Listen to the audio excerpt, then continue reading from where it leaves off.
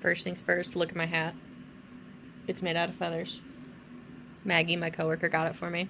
And it makes me feel like I have hair. So I'm going to wear it this video. I also just realized that that video cut off and never finished. So my last video. So that's fine. That was the 23rd of January, 2019. And I was talking about, look at my hair, body aches and stuff. So since then, I would say that Sunday, what was that, like the 3rd? Or the 3rd, the 20th, wow, the other way. I was feeling pretty okay, and then since then I haven't felt as good as I did last time when I got out, but I've felt better than I did when I started. So, my body aches and stuff kind of went away, but I was still kind of feeling just meh, like, not really up to things. I still haven't had an appetite. I literally have not had an appetite since I started all this, so that's awesome. But I've been trying to eat. My nausea is relatively under control. But like I said, I've been taking CBD and stuff. So, I don't think I had any blood draws since that last video. Maybe one. Oh yeah, no, I definitely had one.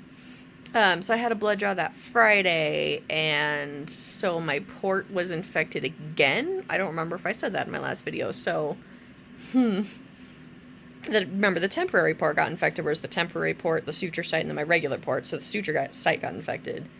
But it was literally like, I took my last antibiotic, and then the next day I had a doctor's appointment, and I was like, all right, guys, look at my port, like, let me know if it's infected. And she was like, it was my primary care, actually. Oh god, it feels like hair.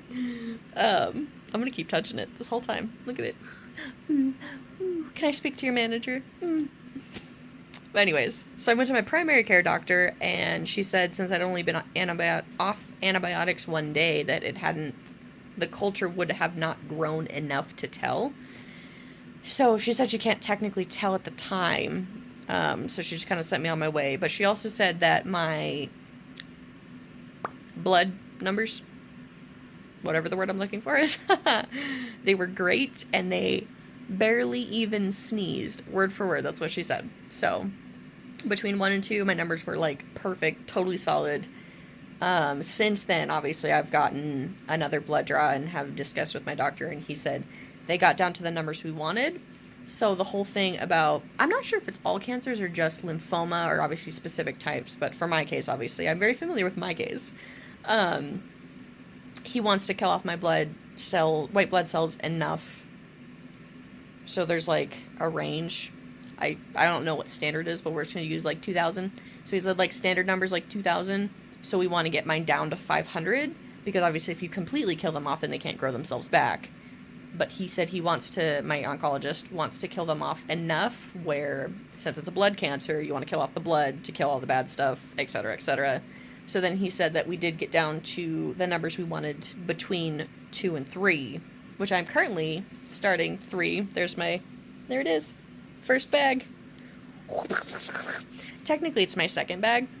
Well, okay, honestly, technically it's like my 15th bag, but we have like the fluids that they give me, and then they have like the Benadryl, and then I had my pre-chemo yesterday, which was my outpatient, and then I came in today, and then same thing, they gave me fluids, anti-nausea medication, and then this bag. So this is my first bag of regular chemo, but I've already had my pre-chemo. I had a train of thought and I lost it. Chemo brain. It's real. Like I said, I didn't really have many doctor's appointments between now and last time. Oh, today is January 31st, last day of the month. I don't think I said that. That's fine. It'll be in the comments or the description. I did my pre-chemo yesterday. It was pretty standard. Because it was actually really funny, because they told me that I'd had done that specific type of pre-chemo medication before. It's the rituximab. For those of you who have seen my what chemicals are you having for breakfast video, or whatever I called it. Something funny, because I'm hilarious. Like my hair. And it moves. I'm never going to get over this. The rituximab is my pre-chemo. And so they said since I'd had it multiple times before, I am now accustomed to it. So they gave me rapid rituximab, which basically I honestly have no idea what the hell was different about it. And I asked, and they explained it to me, and I was like, was I listening that whole time? Because I didn't catch anything you just said. So basically it was just faster. Like normally it was over, I think like a 2 or 3 hour drip or something like that. And that one only took like an hour and a half. So it was kind of nice just because I got in and out and got to go home and nap because, you know, that's all I do with my life. So that wasn't bad. We started probably an hour ago now, and I've already had a headache. So they prefaced with an anti-nausea medication, but the anti-nausea medication gives me headaches. So I haven't been nauseous, but I have had a headache already. So I've already asked for headache medication. But the cool thing, I do qualify for a medical marijuana card. I think I told you this last time. So I sent all my stuff in, so I should be getting it here within like the next week. So by the time I get out and feel like garbage again and like I'm gonna die and I think I was telling you guys I gained 16 pounds, I can go to the dispensary and use my medical marijuana card and get some really high quality, cheaper medication. Because I had some friends get me some CBD and it's been helping a lot. Like, I'm not going to sit here and tell you I'm a pothead, and I'm not going to sit here and tell you to do drugs, because I'm honestly not a huge fan of pot. I've just never really liked it.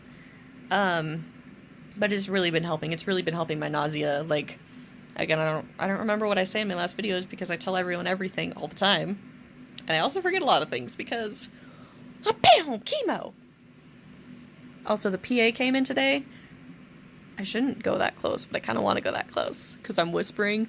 The PA came in today because I guess my oncologist is on vacation or something, and he was like kind of terrified and kind of impressed as to the amount of medications I'm getting. So that's a thing. But anyways, wow, I can't keep train of thought. CBD, that's what we were talking about.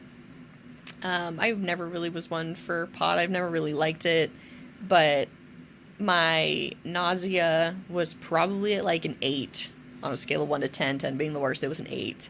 My body aches were probably an 8 or a 9, and my headaches were probably about a 5.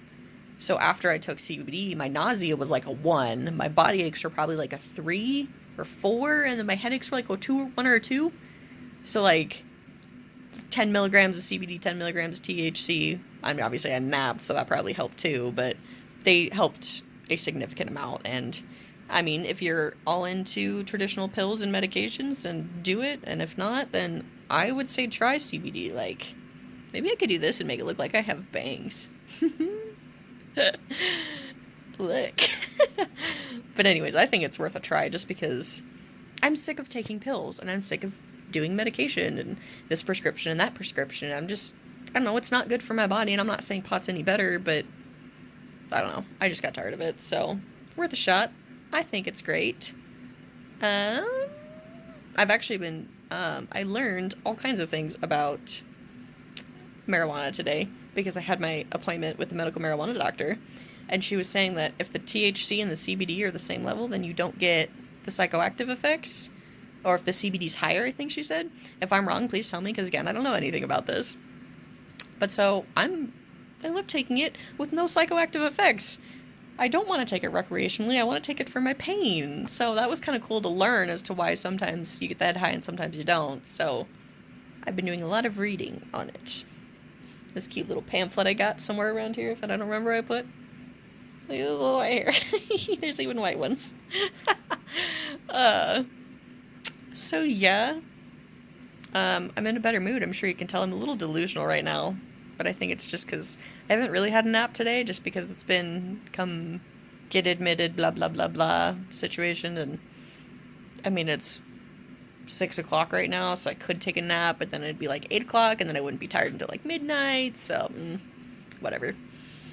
But started round 3 today, like I said, technically yesterday, but I'm inpatient today, so hopefully halfway done.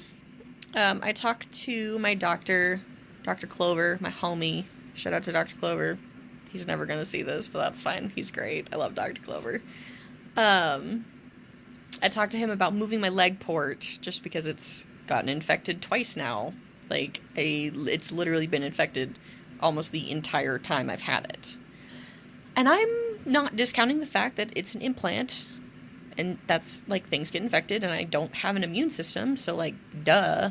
But the groin area is also dirtier, and my leg moves a lot, and there's just a lot going on. So I talked to him about moving my leg port to my chest, because I guess, apparently, I didn't know this, chest ones are standard, and that's why everyone freaks out about my leg port, because they've never seen it before, because it's not standard. So, we're gonna do a CT scan maybe between this round and the next round, just to see how my blood clots are doing, because the whole reason it's not in my chest is because the blood clots. So, we were talking about moving it then, so maybe we'll get a CT scan between these two, but I have no idea, and we'll find out then. So, not too many updates this time, but hospital. See you there.